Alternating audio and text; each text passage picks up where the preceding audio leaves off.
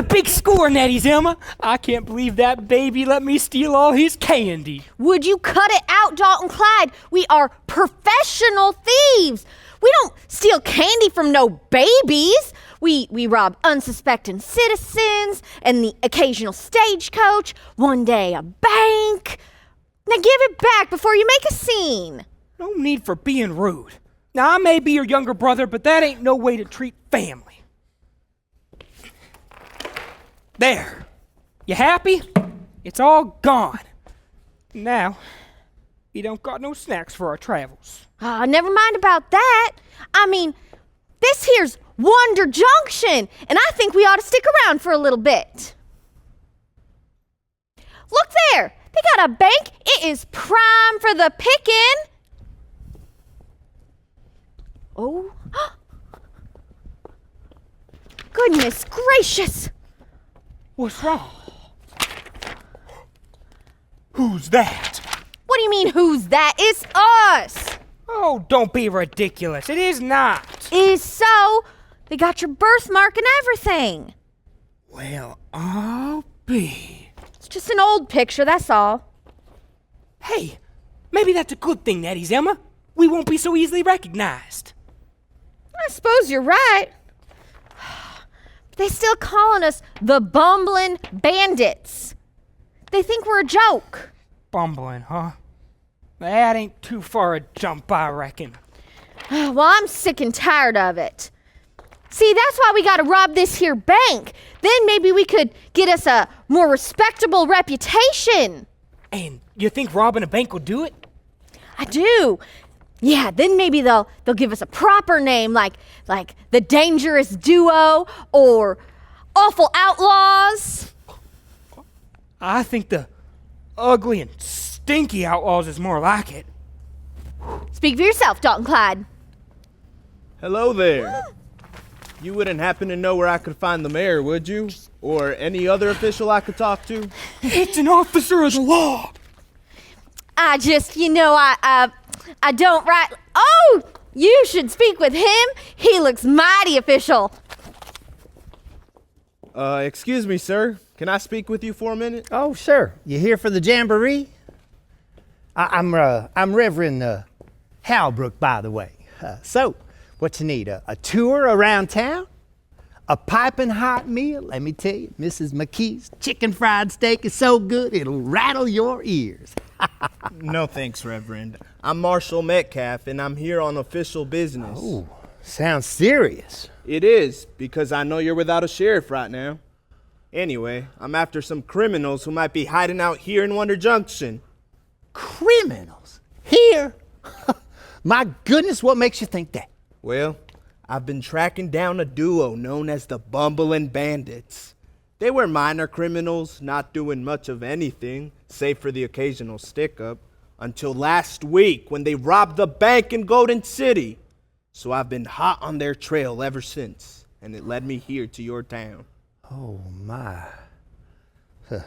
Oh, my. I know, and your bank might be next if we don't act quickly. Well, right now, Marshall, I think that might be the least of our worries. What nonsense. We should be treating those two as highly dangerous and volatile individuals. Well, what on earth are you doing, Reverend? Well, you see, my daughter Vera is a bit of a, how shall I put this, a critter wrangler. An admirable profession. Yeah, but it ain't her profession, it's her hobby. See, and perhaps one she's not very good at. Well, why would you say that? Well, long story short, she gave me a critter to transport in this here cage, only he ain't here no more. I think she forgot to lock the cage door. Oh, well, here, let me help you look for it. That'd be great. So, what kind of a critter are we looking for anyway? A snake. A snake? Really? What kind of snake? A rattler. A rattler? Yeah, get too close and he'll let you know. But we gotta catch him alive. Vera'll be a mess if I bring him home in pieces. Yeah, well, I'm afraid hunting for venomous snakes is a bit above my pay grade, Reverend. Good day. Well, Buford, it looks like it's just you and me, and you can't stay hidden forever. Is he gone? He's who gone? What do you mean, is who gone? The marshal! Who'd you think we were hiding from? Oh, right. I forgot. And maybe we should go around town and... Hush up! Dalton Clyde, act normal. My goodness, where has Buford gone off to? Vera's gonna have a conniption fit if he don't show up soon. Oh, more new faces. Howdy, folks. You here for the jamboree? No, sir. We're just passing through. Oh, well, you might want to stick around a little longer. Our annual Harvest Jamboree is in a couple days, filled with all sorts of fun and festivities. Folks from the surrounding towns have been flocking in all week. All right. So you said festivities and people from surrounding towns. Does that mean there'd be lots of buying and selling of goods going on? Oh, you betcha. Folks will be selling food and handmade goods and holding contests for fun. It's going to be a grand old time. With all that buying and selling, bank's going to be chock full of money. Maybe we ought to stick around for a while. Thanks for the tip, mister. Oh, my apologies. I didn't introduce myself. I'm Reverend Halbrook, at your service. Wow. We never met no reverend before. Really? Well, I'm happy to be the first one. And you are?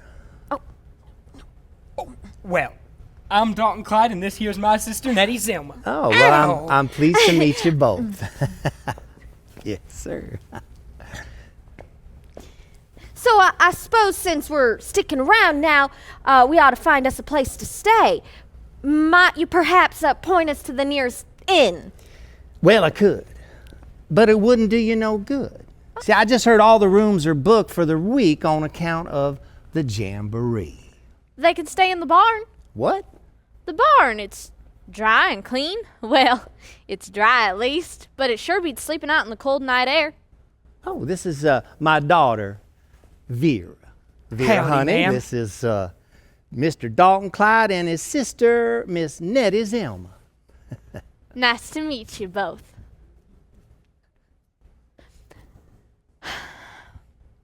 Well, Pa, how about the barn? That's okay with me. Great, then it's settled. Thank you for your hospitality, Reverend. And how much would you be charging us for a couple nights stay? Oh, no charge. It's on the house. Really? Yeah, save for a few chores you could help me out with. Chores. Yeah, nothing major. Just a few Hey, things. let's not talk about this right now. How about a glass of lemonade? I won't say no to that. Sounds good to me. Pa, would you do the honors? I sure will. You know, this situation kind of reminds me of Mary and Joseph, when the guest room wasn't big enough, so they had to stay in the place where the animals normally slept. Oh, so you done this before?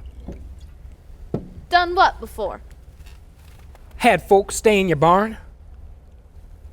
No, this is the first. She was talking about Christmas, you know, when Jesus was born. Oh? Friend, are you not familiar with the birth of Jesus? Nettie Zelma, are we familiar with the birth of Jesus? No, we are not. No, Reverend, we are not. Oh. Well, then, there's lots to talk about. Where should we start? At the beginning, I reckon. You see, when God created the universe, everything was good. Nothing bad ever happened. And then the first people disobeyed, which brought a curse on the world. But God had a plan to fix it because He loved the world so much. And that plan was to send a Savior who could pay the penalty for all the wrongs that we've done. And that Savior is Jesus Christ, the eternal Son of God and creator of the universe. Wait, so you mean God sent Himself? Well, in a way, yes. Remember, God is a Trinity, one God existing as Father, Son, and Spirit. So God the Son stepped into history to take on human flesh as a man. Actually, as a baby. And that's why we celebrate Christmas, the birth of Jesus, the Savior of the world. Wow. That kind of blows my mind. I know, it's a wonder of wonders. What on earth? It's a snake! Run for it, Dalton Clyde! Oh, it's Buford. What's he doing here? Yeah, I'm right behind you, Nettie Zelma.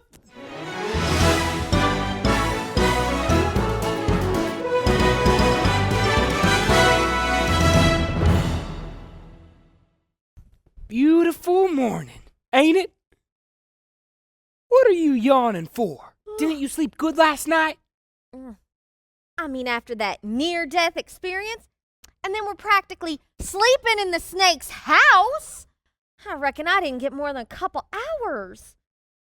I can handle mice or rats any day. I won't say a word, but reptiles are a different story. Says the grown woman who shrieked her little lungs ragged when she found a nest of tiny field mice in her fancy boots. Watch it, bub. I ain't never seen you happy to see critters around when you're all gussied up either. Besides, it's not gonna matter soon. As soon as we rob our first bank, we're gonna be rolling in the dough. We're gonna buy more fancy clothes than any critters could ever ruin. You'll see. This is a great opportunity, and it's right under our noses. You really think so? Of course I do. This is gonna solve all our problems. What's the matter? You ain't getting cold feet on me, are ya? You ain't gone yellow belly, have ya? No, I ain't no coward, Nettie Zelma. You know that. It's just I'm having what you might call a twinge of conscience. It just don't feel right this time. Then maybe you ought to lie down till the feeling subsides. Howdy, folks. Sure is a beautiful morning, isn't it? You speak to us? He speak to us. Can I ask you a question? What question? Well, it just so happens that a pair of criminals popped into town the other day, and I've been looking for them. You haven't seen them around, have you? Ooh. Ah. No, not seen him. Say, is that two men in picture? Niet, Heinrich. That is most definitely woman, not man. Perhaps we see physician, and he craft you spectacles. Well, I declare, boy, you've done lost your hair. Nettie? It's all right, Marshal. It's, nothing good pot of soup can't fix. Have a nice day. Why, it's Dalton Clyde and Nettie Zelma. How'd you sleep last night? Just fine, Reverend. Thank you for your hospitality. Say, were you two here earlier? No, that was someone else. Flora Ellen, what did I tell you? Well, we'd just like to apologize for the snake incident yesterday. Yeah, I don't know how Buford got out of his cage, but I promise it won't happen again. I'll make sure of it. Oh, that's all right. It may have been a close shave, but we survived, didn't we, Nettie Zelma? Whatever you say, Dalton Clyde. Well, anyway, it brought about an abrupt ending to our conversation, which we'd like to continue, if that's okay. The one about Jesus, I mean.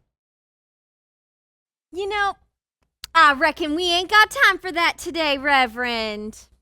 Oh, hush up, Nettie Zelma. I want to hear what he has to say. But we ain't got time. Simmer down now. Whatever's on that agenda of yours can wait a spell. Sorry, y'all. She can get madder than a wet hen sometimes.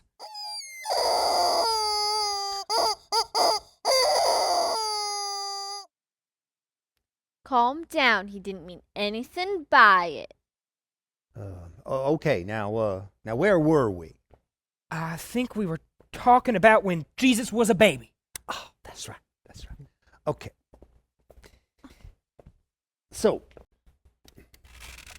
of course, he didn't stay that way. He grew into a kid who was like all other kids in some ways, but also a kid who was totally different. Huh? Let me explain. When Jesus was a boy, he needed to eat just like you. He got tired just like you, was sad sometimes just like you, and often happy too, just like you. And this is the same Jesus that made the universe? Absolutely. Amazing, isn't it? It is. And he also had parents who loved him and taught him all kinds of things. And he had brothers and sisters too. Well, I can tell you a few things about annoying younger brothers. But the amazing thing is, Jesus never fought or got annoyed with his brothers and sisters. He never disobeyed his parents. He never lied or complained or had a bad attitude. In fact, Jesus never did anything wrong. Ever? Never. Can you imagine that? Always doing the right thing? Not hardly. Well, that's because he wasn't only a kid. He was also God, fully human and fully God. Wow. That's making my brain hurt. I know. Nobody knows how it works. Only God knows how it works. But it's a wonder for sure. What? Are you kidding me? What's wrong? Starnell, he's up to no good again. Don't ask me how she knows it, but she does. Well, excuse me, folks. I gotta go attend to a naughty roadrunner. Come on, Flora Ellen. It still boggles my mind how she's able to understand that chicken. Flora Ellen doesn't enunciate well enough for me. So, Reverend, my brother and I, we were wondering if we could impose upon your generous hospitality just a bit longer. We were? Oh. Well, I suppose so. But you got to promise me one thing. Anything you'd like, Reverend. Remember those chores I mentioned? I suppose so. Well, it seems as though the schoolhouse is not looking too good, so I think you could help me do some repairs on it. Oh, and one more thing. Make sure you two behave yourselves.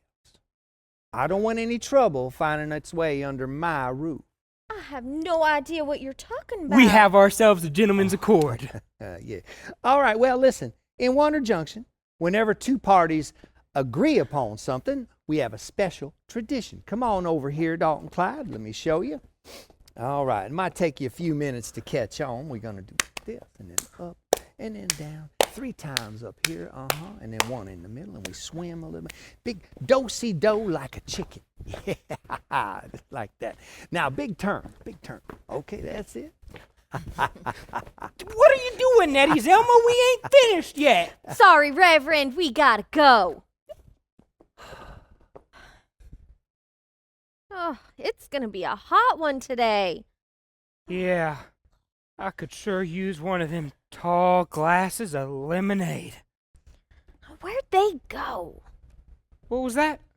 Oh, did you say something? Never mind.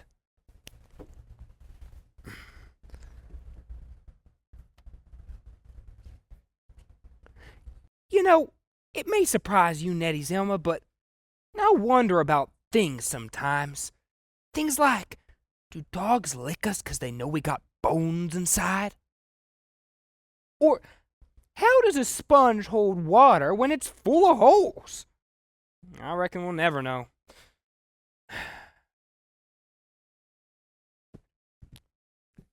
Hey, you want to hear a joke? It's a humdinger. You ready? Why do cowboys ride horses?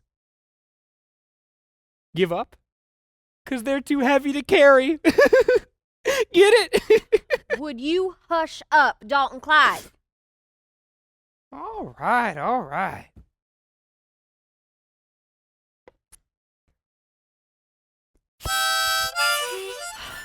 For crying out loud, Dalton Clyde! I'm trying to think here. About what, Nettie Zelma? Why on earth are we out here in the middle of the desert walking around aimlessly? It ain't for the exercise, I'm sure. No, it ain't. I stashed some tools out here, and I'm just trying to remember where I put them, that's all. Oh, this looks familiar.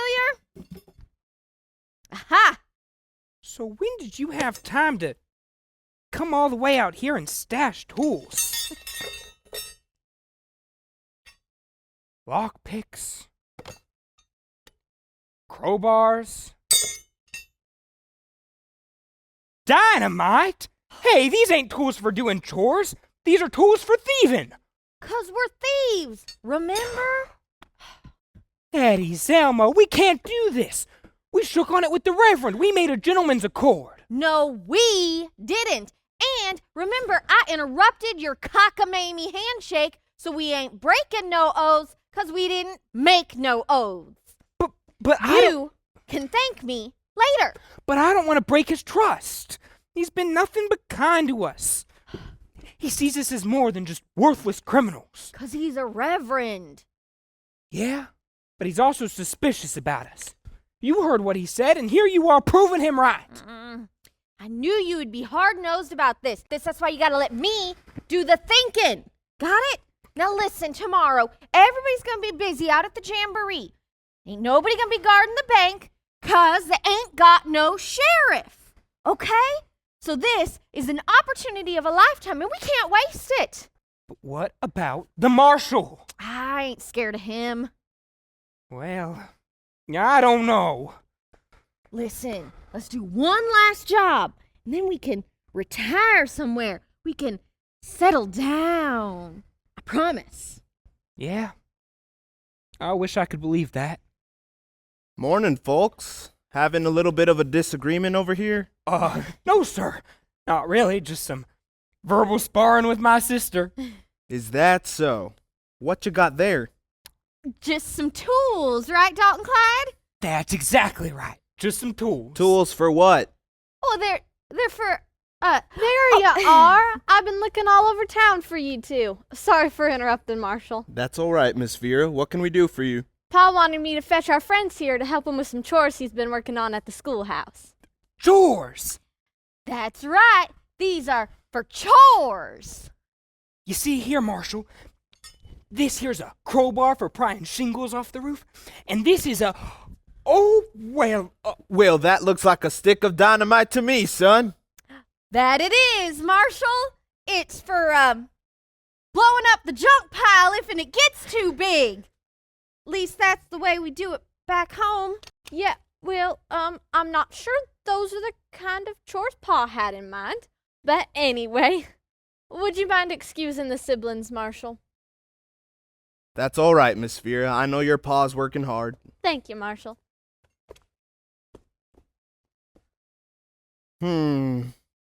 There's something suspicious about those two. Little miss, you done squirreled us out of a mighty sticky situation. I don't know what the marshal was gonna do, but it seemed like we was gonna get busted for something. And would the marshal have a reason to bust y'all? Were you doing something you shouldn't have been doing? Well, not exactly. Look, I don't know y'all very well, or what your lives are like outside of Wonder Junction. What I do know is when I'm pulled into a situation where I'm tempted to do something that ain't right, I think of Jesus, and because I love him, I want to do what is right and live for him.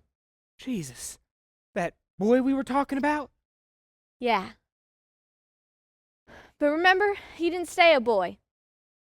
He grew to be a preacher of sorts and started an amazing ministry when he was around 30 years old. That's about how old y'all are, right? A lady never tells her age. Well, anyway. During his ministry, he performed many works and wonders. Even his words were a wonder. After all, he is the one who spoke the universe into existence. And he wanted everyone to know that there is only one God, a God of love and holiness and power. Yeah, I reckon Jesus, being God, could do some mighty powerful things. That he could. He had power over sickness and disease. He opened the eyes of the blind and healed sick people that were on death's doorstep. He even brought dead people back to life. He even brought himself back to life. How'd he do all that? Some sort of trick? No trick, just God's power. He also had power over nature. He spoke to a storm and it stopped. He walked on water. He fed more than 5,000 people with just 5 loaves of bread and 2 fish, with food left over. Wow, that's incredible. Yes, it is. But the power I love to talk about the most is God's power to forgive. When we disobey and sin, God is the one that can and will forgive us if we just ask. Now that is a wonder. It sure is, Miss Vera. Well, I suppose we've kept Pa waiting long enough, but I hope I've given you something to think about. Now let's get you inside. I ain't never seen flowers quite like this before. They're kinda flat-like. Probably don't have to water 'em neither. What are you thinking about, Nettie Zelma? You ain't said a word since we've been out here. I'm thinking that we got better things to do with our time than washing windows or sweeping the sidewalks or planting flowers. Well, I don't know. I think it is kind of important. We're helping people, and that makes me feel good. Whatever you say, Dalton Clyde.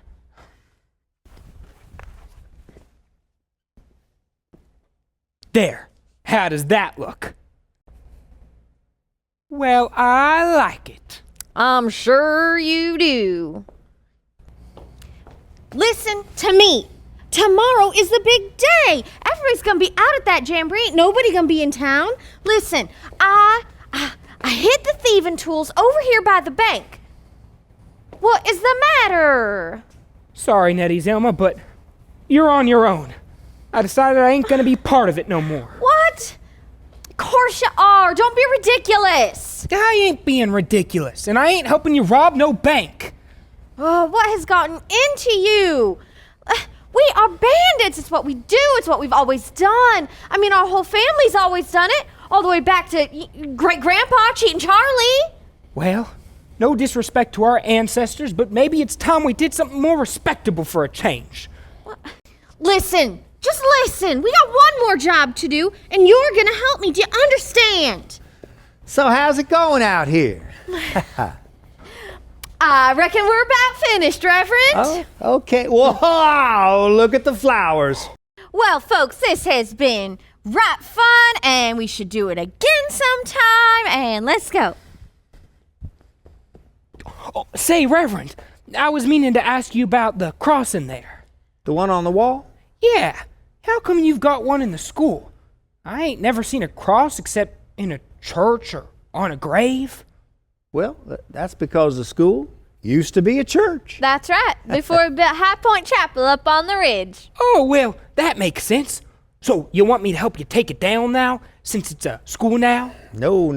We decided we were going to leave it right where it is for a reason. Because after all, God is the ultimate source of wisdom, knowledge, and understanding. And we'd like the children to remember that.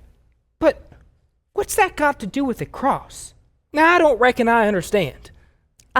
It's okay, Reverend. I'm sure you got better things to do with your time than answer my brother's silly question. It's quite all right. I'd love to answer his question because it's an important one. You see, the cross is all about Jesus, the one who holds the keys to wisdom, knowledge, and understanding, and also eternity. This is beginning to feel like an eternity. Jesus came, lived a perfect life, died on a cross, and then rose from the dead so that we wouldn't have to... Wait.